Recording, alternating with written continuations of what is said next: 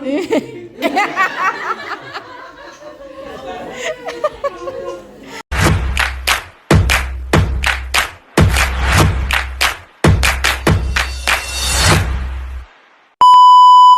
sunnah fajar ini sama dengan rawatib, dijaga 12 rakaat dalam sehari karena akan dibangunkan rumah di surga.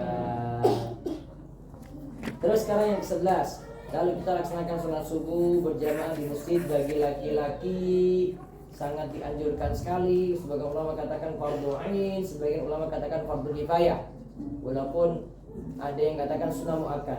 Dan berusaha mendapatkan takbir pertama bersama imam di masjid.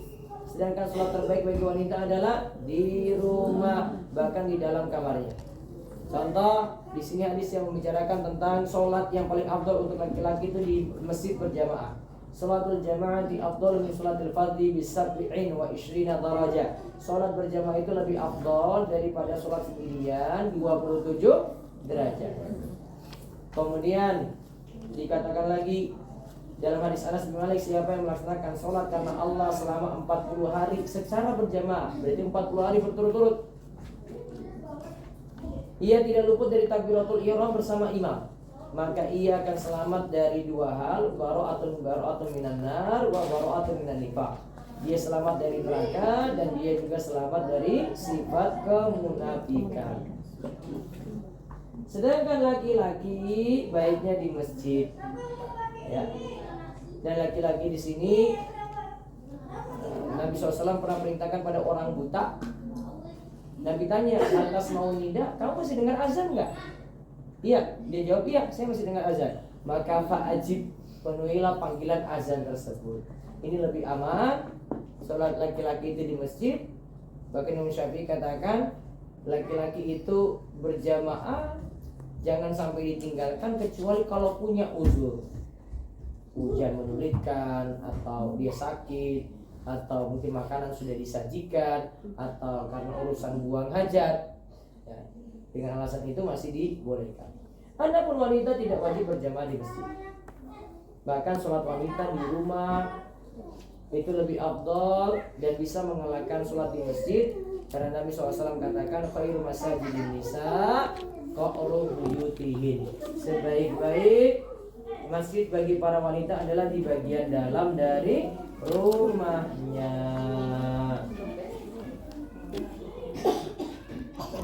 Berarti bagian dalam rumah itu lebih afdal. Kamar lebih afdal daripada ruang tengah. Ruang tengah lebih afdal daripada ruang depan. Ruang depan lebih afdal kata Nabi daripada masjid kampung. Masjid kampung lebih afdal daripada Masjid Nabawi. Ini yang dikatakan oleh istrinya Abu Umayyah ketika bertanya pada Nabi SAW. Masjid Nabawi saja bisa kalah dengan sholat ibu-ibu dalam kamar itu. Terus yang ke-12, setelah melaksanakan sholat sunnah fajar, nunggu iqomah, ya, menyibukkan diri dengan berdoa dan membaca Al-Quran. Lantas setelah sholat subuh berdiam di masjid untuk berzikir. Dia bisa berzikir membaca zikir pagi dan petang. Dan ingat, orang yang merutinkan zikir pagi dan petang itu disebut banyak berzikir.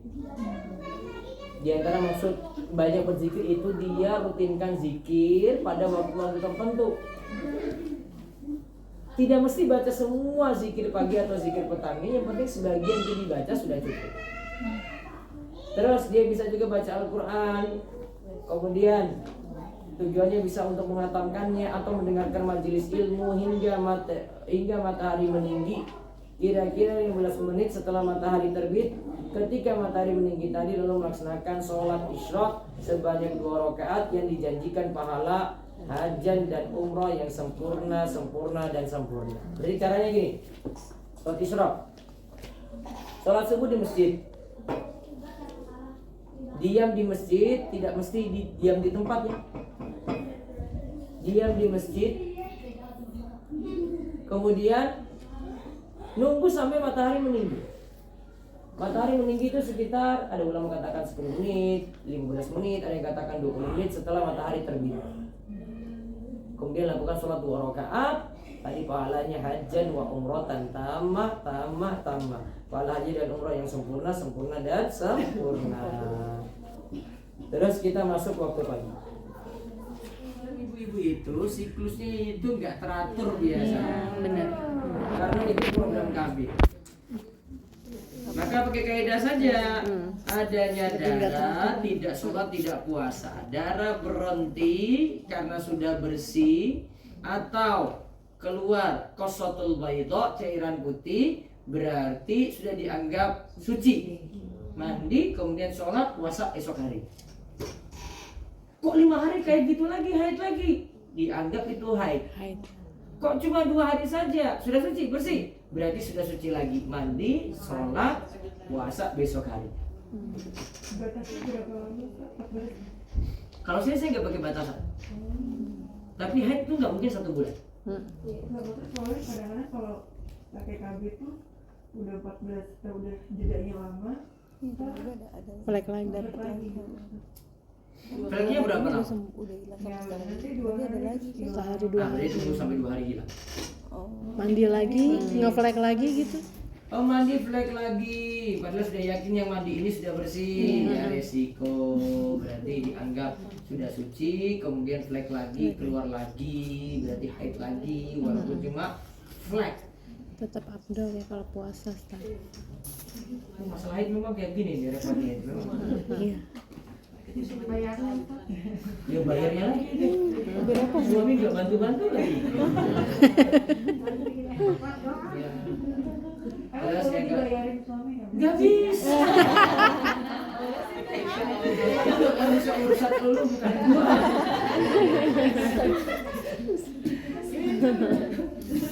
Ya karena gila dan murtad.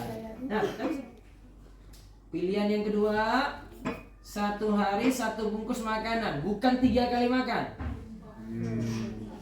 Ada yang nggak makan 3 kali, cuma 2 kali aja dia makan cuma 1 kali.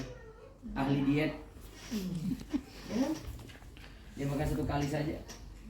Syaratnya 1 hari 1 bungkus. Tinggal puasanya dia nggak puasa berapa hari? 30, berarti 30 kali 6 ons, 18 kilo. Atau mau pakai bungkusan tadi ya, 1 bungkus ingat ya isinya apa berarti? Nasi, air, lauk. Nasinya bukan nasi yang kita makan, nasi standar. Berasnya itu yang beras standar. Jangan kasih beras kita, karena kalau kasih beras kita orang miskin tuh belum tentu makan. Iya kan? Beras standar, nggak murah banget, nggak mahal banget. Kan beda-beda kalau orang-orang kayak makan berasnya itu beda tuh. Beras standar, nggak disuruh yang kita makan. Udah? Nah sekarang ada orang yang disebut pekerja berat. Puasa atau enggak? Puasa. Boleh dia tidak puasa dengan syarat. Saya kemarin baru ngisi di PLN, saya jelaskan kasus mereka itu. Ini di antara PLN ini pasti nanti ada pekerjaan berat kayak gini yang saya ceritakan. Boleh tidak puasa asalkan terpenuhi 4 syarat. 1, pekerjaannya benar-benar berat, tidak boleh diberat-beratkan. PLN itu biasanya punya kasus, ya mungkin siang hari, tiang listrik kena angin ribut, jatuh. Nah, ngurus itu tuh berat itu, tidak diberat-beratkan. Syarat 1. Syarat yang kedua, pekerjaannya tidak bisa ditunda setelah Ramadan. Orang PLN itu paling pas banget tuh. Gak mungkin setelah Ramadan baru ngurus tiang listrik. Wong 1 menit aja itu orang sudah pada telepon, kenapa listrik mati ini? Lebih daripada unit go download loh itu PLN itu. Syarat yang ketiga, pekerjaannya tidak bisa ditunda malam hari. Mati listriknya siang hari, ya harus siang hari gitu. Diperbaiki. Syarat yang keempat, nah ini penting nih. Malam niat puasa. Pagi hari tetap puasa. Kalau berat baru boleh batal. Jadi dia itu tetap orang puasa. Cuma kalau berat baru boleh batal. Tadi misalnya ya perbaiki tiang listrik jam 12 siang. Wah, ini panas banget. Mereka lemas semuanya. Kalau nggak batal, tiang listrik nggak jadi-jadi. Kakak Ira mau pulang. Enggak, nginep. Tapi baik-baik ya. Jangan nonton terus. Oke? Main-main aja ya.